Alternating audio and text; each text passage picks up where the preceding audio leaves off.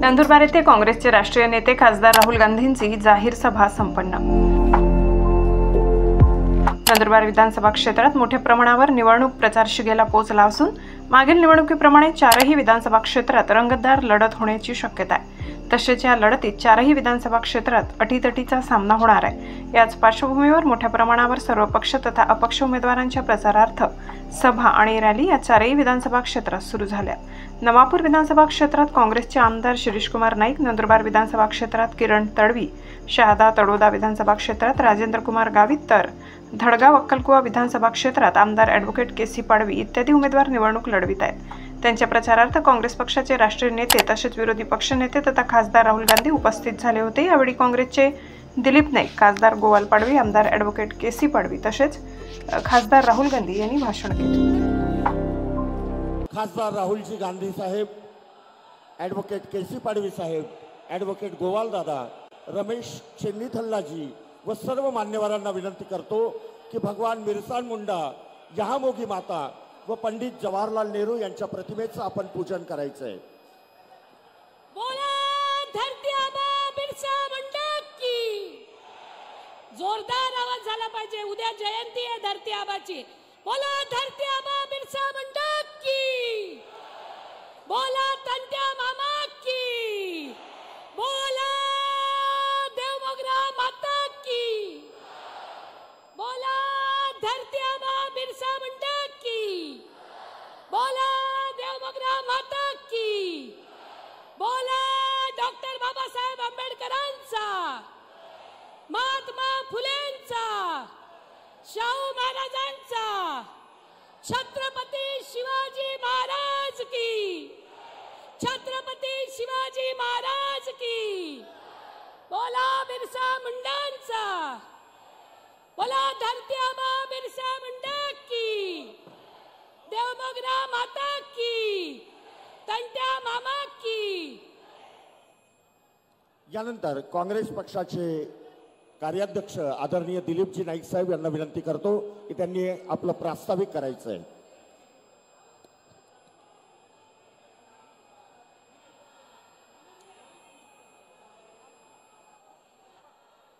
शांतता ठेवा। काँग्रेस पक्षाचा, जोरात काँग्रेस पक्षाचा, राहुल गांधी आगे बढ़ो, एको चाले। आज की सभा में उपस्थित हमारे आदरणीय खासदार श्री राहुल जी गांधी, उनके साथ उपस्थित महाराष्ट्र के प्रभारी रमेश जी चेन्नीथला,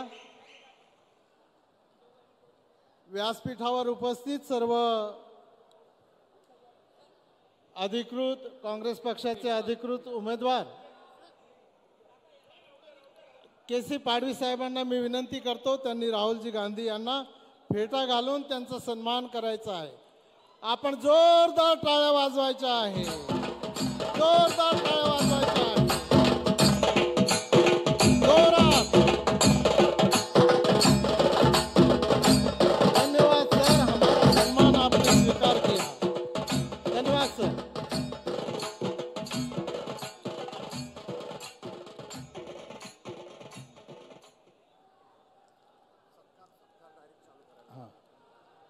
या सभेत उपस्थित सर्व मान्यवरांचं थोडक्यामध्ये या ठिकाणी स्वागताचा समारंभ होणार आहे। मी विनंती करतो की स्वागताचं जे वाचन आहे तुम्ही करा। धन्यवाद नाईक साहेब।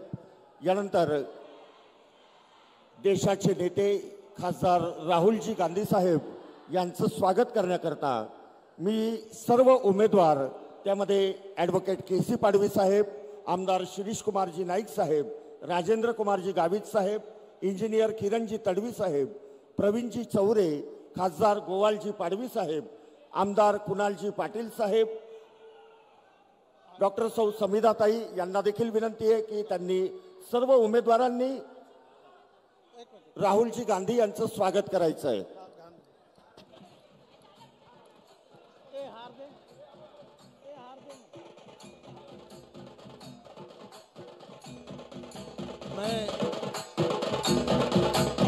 राहुल गांधी साहब को विनती करता हूं, विधानसभा क्षेत्र के सभी उम्मीदवार कांग्रेस पक्ष के विधानसभा क्षेत्र के सभी उम्मीदवार आपका सम्मान कर रहे हैं।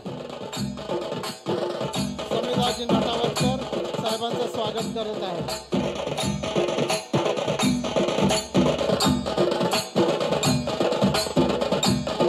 सर, विधानसभा क्षेत्र के सभी उम्मीदवार आपका सम्मान कर रहे हैं। धन्यवाद सर। पुढं काय? स्वागताचा कार्यक्रम थोडक्यात आटपू। यानंतर खासदार राहुलजी गांधींसोबतच आलेले महाराष्ट्र प्रदेश प्रभारी रमेशजी चेन्नीथल्ला साहेब यांचं स्वागत दिलीपजी नाईक साहेब करत आहेत। रमेशजी चेन्नीथल्ला साहेब महाराष्ट्र प्रदेश प्रभारी यांचं देखील स्वागत सर्व उमेदवार राहुलजी गांधी यांच्या सोबतच रमेशजी चेन्नीथल्ला साहेब यांचं देखील स्वागत होत आहे। एकदा जोरदार टाळ्या वाजवा। एकच चले, एकच चले, महाविकास आघाडीचा, महाविकास आघाडीचा। राहुल जी तुम आगे बढ़ो, राहुल जी तुम आगे बढ़ो। सर्व विधानसभेचे उमेदवार 6च्या 6 विधानसभा क्षेत्राचे उमेदवार या ठिकाणी राहुलजी गांधींना भेटत आहेत।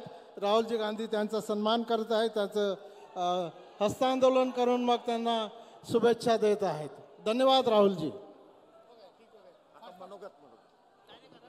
यानंतर मी नवनिर्वाचित खासदार ॲडव्होकेट गोवालदादा पाडवी यांना विनंती करतो की त्यांनी आपलं मार्गदर्शनपर मनोगत व्यक्त करायचं आहे। ॲडव्होकेट गोवालजी पाडवी। गोवालदादा तुम आगे बढ़ो। आज आपण लोकसभाचे विरोधी पक्ष नेते आणि संसदेचे सदस्य व भारतीय राष्ट्रीय काँग्रेसचे माजी अध्यक्ष आदरणीय श्री राहुलजी गांधीचे नंदनगरी आणि नंदुरबार में स्वागत करतो।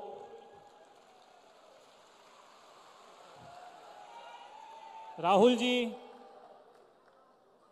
ये जो 6 से 6 विधानसभा क्षेत्र से जो लोग आए हैं, उम्मीदवार आए हैं, उनके संख्या जो जनसंख्या आई है वो आपके लिए आपकी बात सुनना चाहती है, आपको देखना चाहती है। और गांधी परिवार का प्रेम कभी कम होता नहीं है और हमेशा रहेगा। मैं ज़्यादा कुछ बोलूँगा नहीं, पर आपकी भाषण सुनने के लिए हम सबकी इच्छा है। जसं तुम्ही हुकुमशाहीचे विरुद्ध संविधान वाचवण्याकरिता ती लढा दिली, देशाचे पंतप्रधानांनाही संविधानासमोर झुकावं लागलं, हेच आपलं मोठं यश आहे। आणि मी एक गोष्ट सांगू इच्छितो आपल्याला, राहुलजी, मी युवा सांसद आहे, ते आमचे युवा नेते आहे आणि निश्चितपणे ते मला जो आप सलाह देते हैं, जो मार्गदर्शन करते हैं, उसका पूरी तरह से मैं अनुसरण करता हूँ। राहुल जी, मैं यही कहना चाहता हूँ कि 6 के 6 विधानसभा जरूर चुन के आएंगे, इसी मुझे गारंटी है।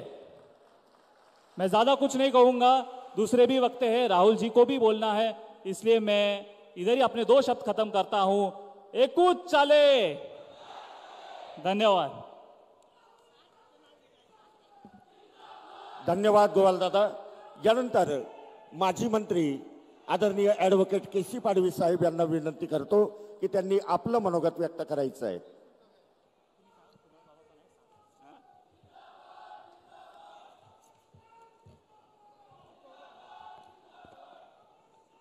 आज मैं फ्रीडम फाइटर बाल शहीद श्री कुमार के नाम से जाने वाले नंदन नगरी, नंदुरबार जिला, धुले जिला और खानदेश की ओर से लोकसभा नेता विपक्ष कांग्रेस पार्टी के और हमारे सबके आदरणीय नेता राहुल जी गांधी का बहुत बहुत स्वागत करता हूं।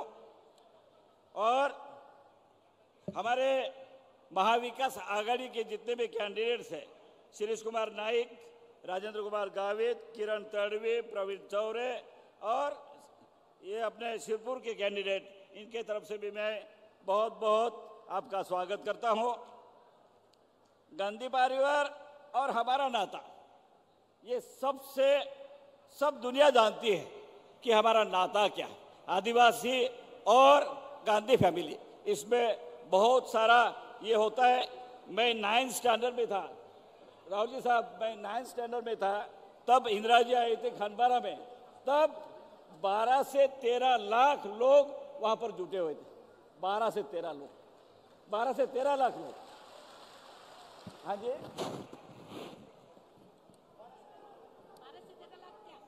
पब्लिक खानबारा।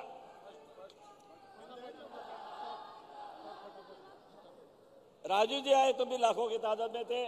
सोनिया जी गांधी का जो भी राजनीति शुरू हुई, यहाँ से 5 से 6 लाख लोग इकट्ठा हुए थे। और आज आप भारत जोड़ो न्याय यात्रा के कारण से हमारे यहाँ पर आए थे और उसमें आपने मेरे बेटे को एमपी बनाने का वादा किया था और आपने बना दिया और हमने चुनाव जिता दिए। हमारे सबकी हमारे सबकी दीदी प्रियंका गांधी हमारे इलेक्शन में आए थे, तब भी पब्लिक इतनी बड़ी तादाद में थी कि हमने आज तक का रिकॉर्ड है 1,60,000 से हमारा कैंडिडेट जीत गया और हमारा एमपी 10 साल के बाद हमारे पब्लिक ने उनको चुनाव जिता दिया।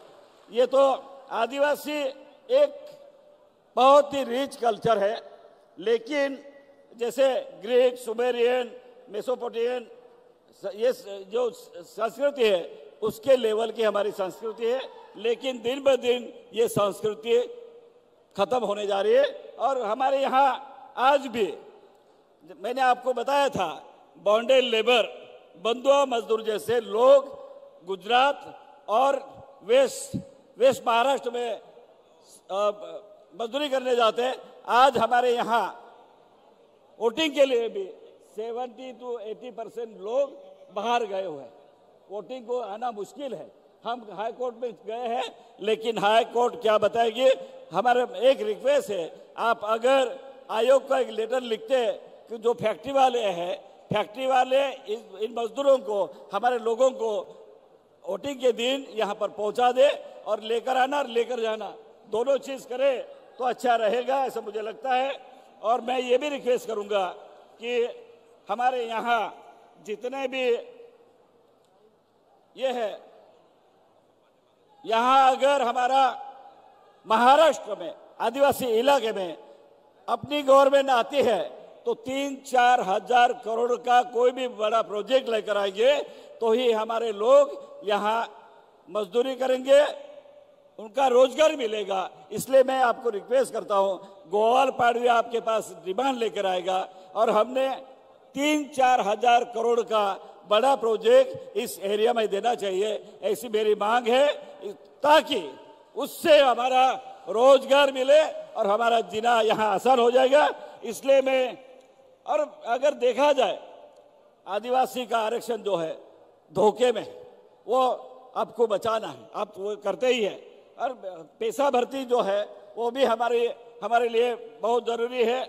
और यहाँ पर बड़े बड़े प्रोजेक्ट लाएंगे तो ही हम लोग यहाँ पर हमारा रोजगार मिलेगा।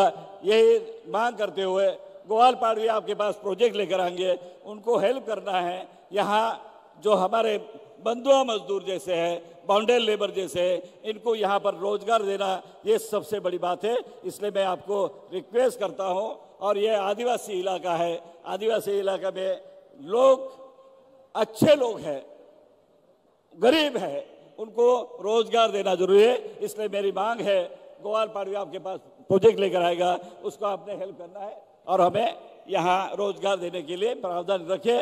इतना बोलकर आपका वापस एक बार बहुत बहुत स्वागत करता हूँ और 2 शब्द खत्म करता हूँ। जय हिंद, जय आदिवासी, जय भारत। धन्यवाद पाड़वी साहेब। चन्नीथला साहब से मैं विनती करूंगा, 1957 में पहले कांग्रेस खासदार जो हुए थे मेंबर ऑफ पार्लियामेंट, उनकी नाती यहाँ पर अभी प्रवेश करेंगे आपके हाथों से। संविधान नटावतकर पुढे या। चल द्या। काँग्रेस पक्षाचा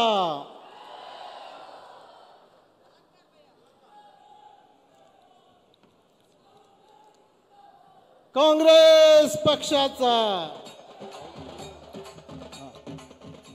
मैं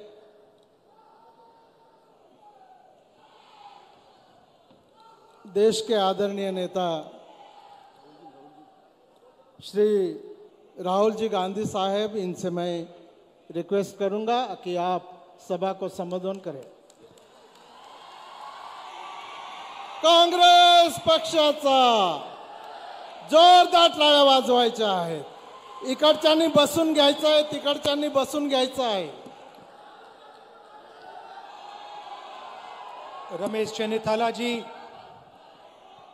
पाडवी जी, दिलीप नायक जी, बापू चावरे जी, प्रतिभा जी, हमारे कैंडिडेट्स केसी पाडवी जी, पाटिल जी, श्रीश नायक जी, किरण ताडवी जी, प्रवीण बापू चावड़े जी, राजेंद्र गावित जी, बुधिया पवार जी, स्टेज पे इंडिया अलायंस के नेता, भाइयों और बहनों, कांग्रेस पार्टी के हमारे प्यारे कार्यकर्ता, अलायंस बब्बर शेर, कांग्रेस पार्टी के बब्बर शेर,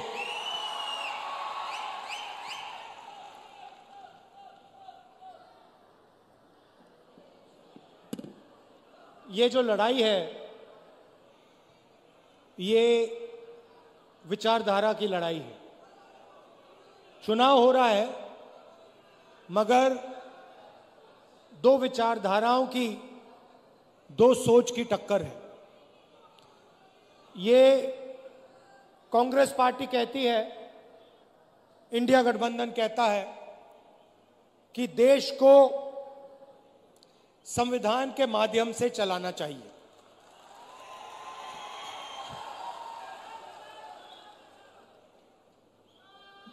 प्रधानमंत्री जी कहते हैं कि मैं संविधान को पब्लिक मीटिंग में दिखाता हूं और संविधान खाली है। संविधान उनके लिए खाली है क्योंकि उन्होंने ये संविधान जिंदगी में पढ़ा नहीं है। उनको कोई आइडिया नहीं कि इस किताब के अंदर क्या लिखा हुआ है। इसीलिए प्रधानमंत्री जी के लिए यह संविधान खाली है। वो कहते हैं कि लाल रंग का संविधान राहुल गांधी दिखाता है।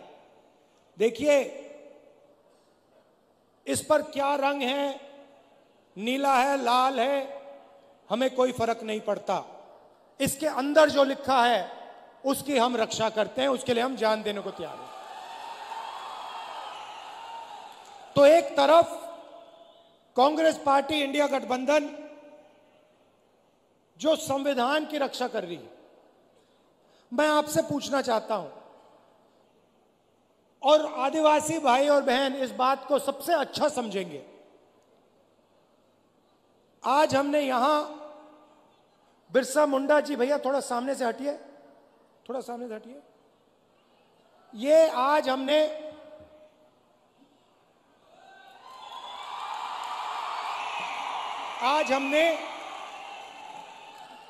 इनके सामने, बिरसा मुंडा जी के सामने हाथ जोड़े, मत्था टेका। मैं आपसे पूछना चाहता हूं, क्या बिरसा मुंडा जी की सोच इसमें नहीं है?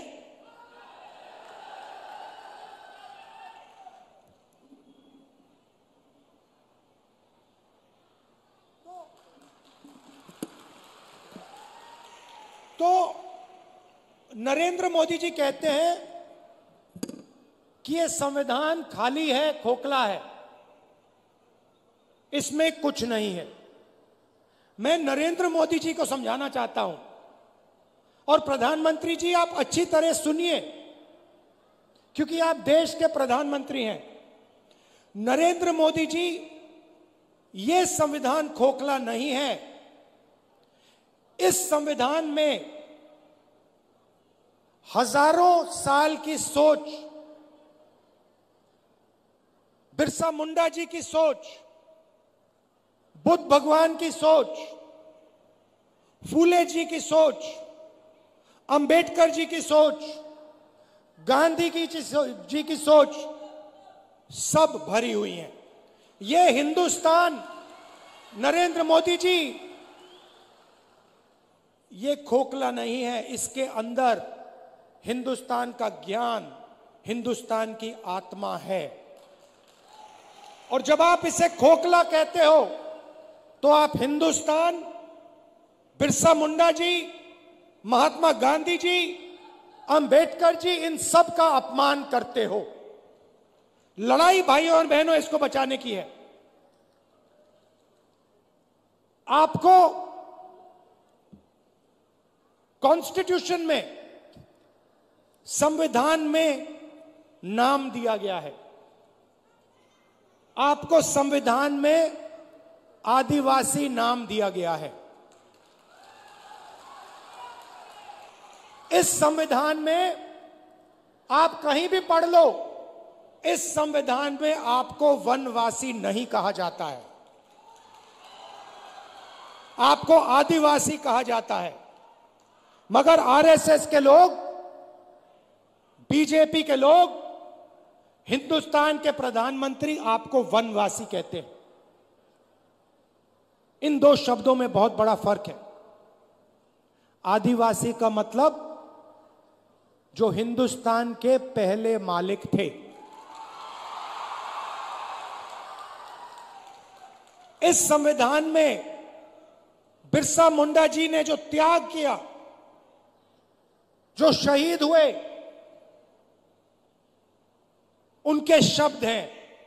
इसीलिए संविधान में आपको आदिवासी नाम दिया गया है। आदिवासी नाम का मतलब समझिए। आदिवासी नाम का मतलब हिंदुस्तान के पहले निवासी, हिंदुस्तान के पहले मालिक।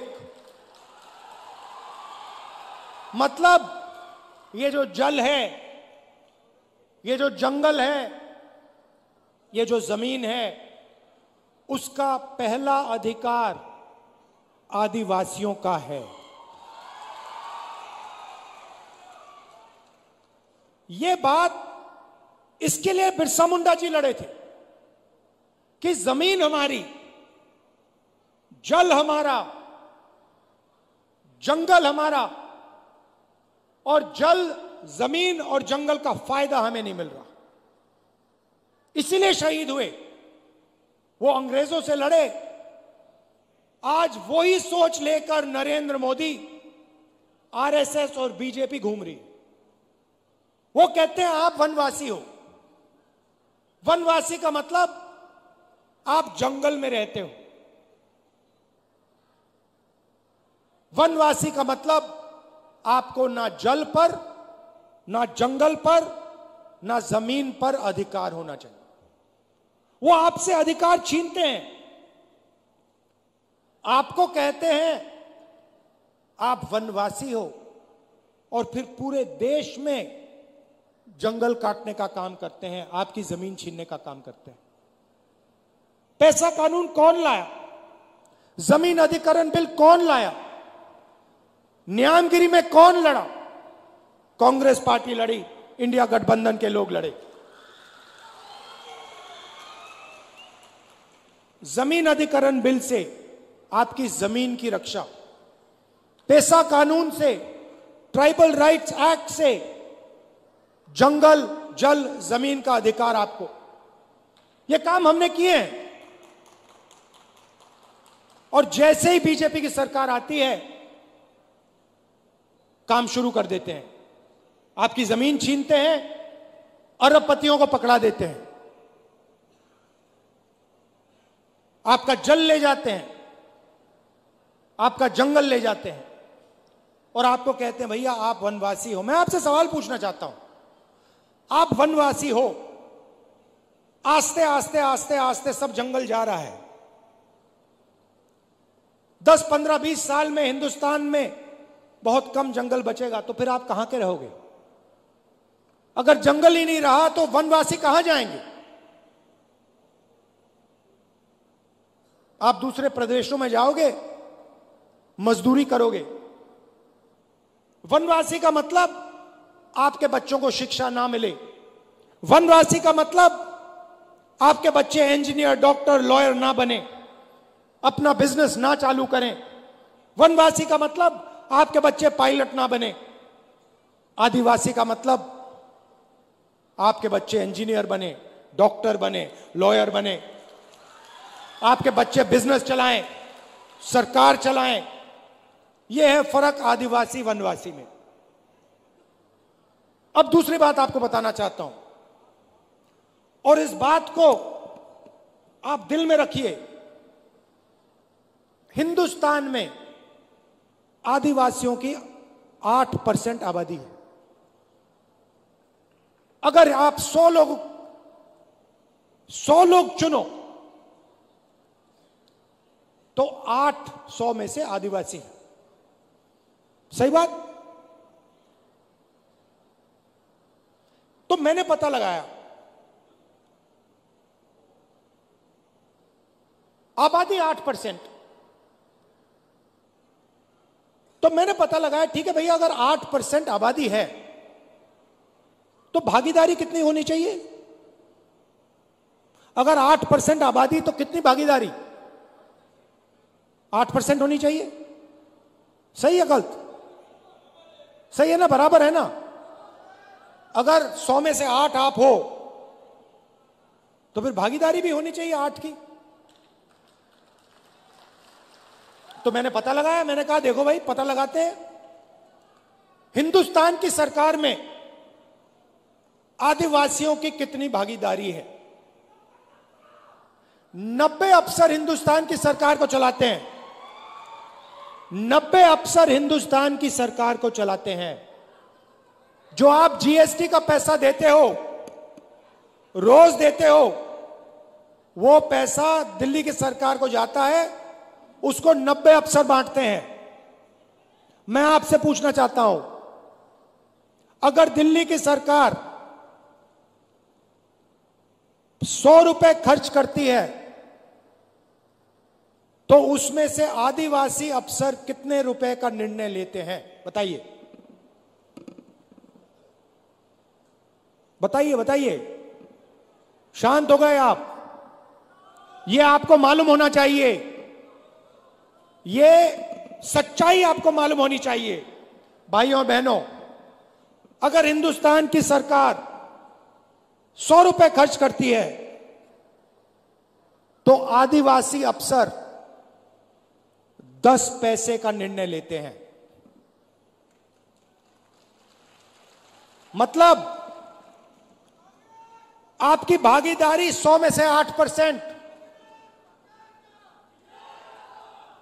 आपकी आबादी 100 में से 8, आपकी भागीदारी 100 रुपए में से 10 पैसे। 90 में से सिर्फ एक अफसर आदिवासी है और उस अफसर को पीछे कोने में बैठा रखा है, उसको काम नहीं देते। बड़ी मिनिस्ट्री उसके हाथ में नहीं है। उसको कहते हैं आप आदिवासी हो, आप पीछे बैठो। आप वनवासी हो, आप पीछे बैठो। यह बदलना है। बदलने का तरीका जाति जनगणना, कि सबको पता लग जाए कि सचमुच में आदिवासियों की कितनी भागीदारी है। मैं आपसे पूछना चाहता हूं, आप मीडिया देखते हो ना? देखते हो मीडिया? ये बड़े बड़े टीवी वाले एंकर हैं, इसमें से मुझे एक आदिवासी का नाम बता दो। एक आदिवासी का नाम बता दो, एक दलित का नाम बता दो, एक पिछड़े वर्ग का नाम बता दो। नहीं मिलेगा। हिंदुस्तान की सबसे बड़ी कंपनियों में, अदानी की कंपनी में, अंबानी की कंपनी में, मुझे एक आदिवासी नाम बता दो। नहीं मिलेगा। मजदूरों की लिस्ट निकालो, मनरेगा की लिस्ट निकालो, आदिवासी उसमें भरे हुए हैं। ये इमारतें आप बनाते हो, सड़कें आप बनाते हो, खून पसीना आप देते हो, मगर हिंदुस्तान में आपको भागीदारी नहीं मिलती है। यह सच्चाई है, इस सच्चाई को स्वीकार करना ही पड़ेगा। और मेरा लक्ष्य है कि आदिवासियों को, दलितों को, पिछड़े वर्ग को हिंदुस्तान में भागीदारी मिले, हिंदुस्तान में पावर मिले, सरकारों में जगह मिले, बिजनेस में जगह मिले। यह फर्क है आदिवासी में, वनवासी में। महाराष्ट्र की थोड़ी सी बात करता हूं आपको।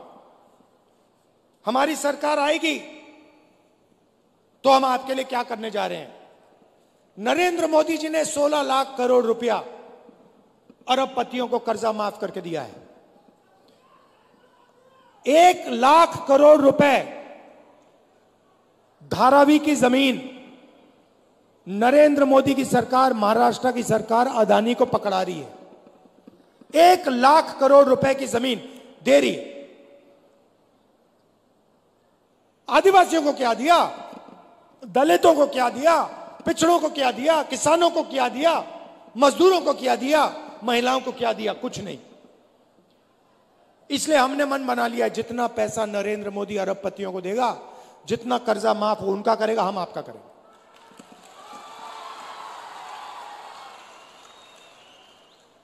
तो सबसे पहला काम, महालक्ष्मी योजना, अच्छी तरह सुनिए। ये आदिवासी बहनें जो आई हैं, आपके बैंक अकाउंट में हर महीने 1 तारीख को खटाखट 3,000 रुपए अंदर आप जगेंगी, बैंक अकाउंट में देखेंगी।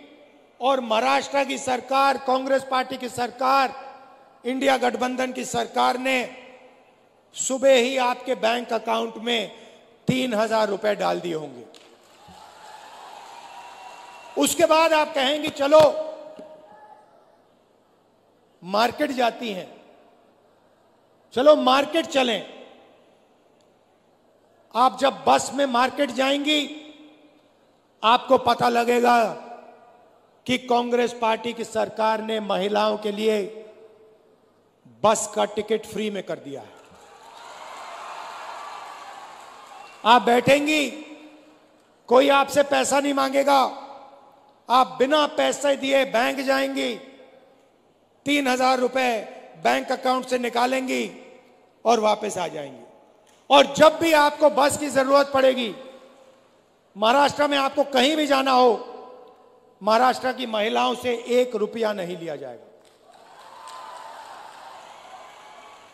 अब किसान कहेंगे, राहुल जी आपने महिलाओं को 3,000 रुपए दे दिए, इंडिया गठबंधन की सरकार ने महिलाओं को 3,000 रुपए दे दिए, हर महीने जनवरी, फरवरी, मार्च महिलाओं के बैंक अकाउंट में आ जाता है, फ्री में बस में घूमती हैं, हमारा क्या होगा? सब किसान कहेंगे। मैं उनको कहना चाहता हूं, 3 लाख रुपए तक का कर्जा आपका माफ होगा। और जब आप धान, सोयाबीन, कपास बेचोगे तो आपको सही दाम, minimum support price Congress party की, इंडिया गठबंधन की सरकार देगी। जाति जनगणना की मैंने बात कर दी। हम महाराष्ट्र में जाति जनगणना कराएंगे और पता लगाएंगे कि आदिवासियों की कितनी भागीदारी है संस्थाओं में, सरकार में, ब्यूरोक्रेसी में। आदिवासी, दलित, पिछड़े वर्ग के कितने लोग हैं। पार्लियामेंट में मैंने कह दिया है, लोकसभा में नरेंद्र मोदी के सामने, कांग्रेस पार्टी की सरकार जाति जनगणना करेगी और ये जो 50% का आपने रिजर्वेशन पे दीवार लगा रखी है, उसको हम तोड़ के उड़ा के फेंक देंगे। रिजर्वेशन को हम 50% से आगे ले जाएंगे।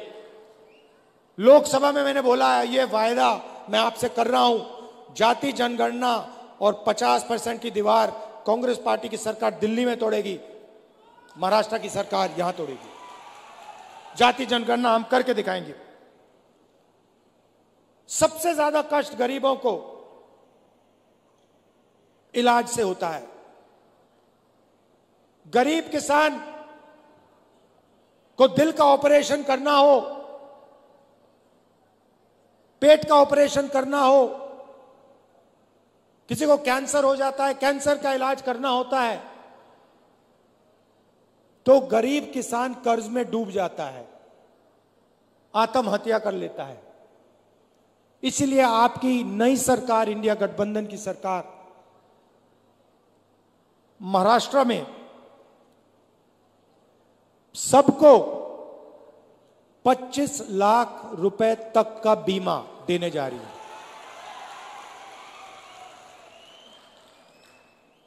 दिल का दौरा पड़े, कैंसर हो, किडनी की बीमारी हो, लिवर की बीमारी हो, पेट की बीमारी हो,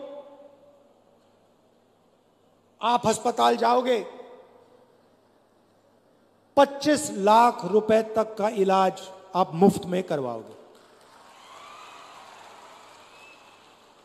और युवाओं को, बेरोजगार युवाओं को 4,000 रुपए प्रति महीना जब तक वो रोजगार पा लेंगे।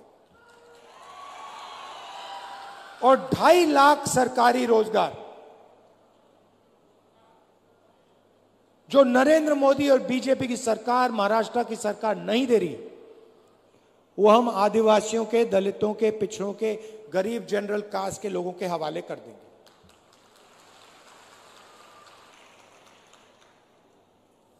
महाराष्ट्र की सरकार आपके जो प्रोजेक्ट्स हैं, जो महाराष्ट्र को रोजगार देने वाले प्रोजेक्ट्स हैं, उनको दूसरे प्रदेशों में भेजती है और आपके लोग मजदूरी दूसरे प्रदेशों में जाके करते हैं।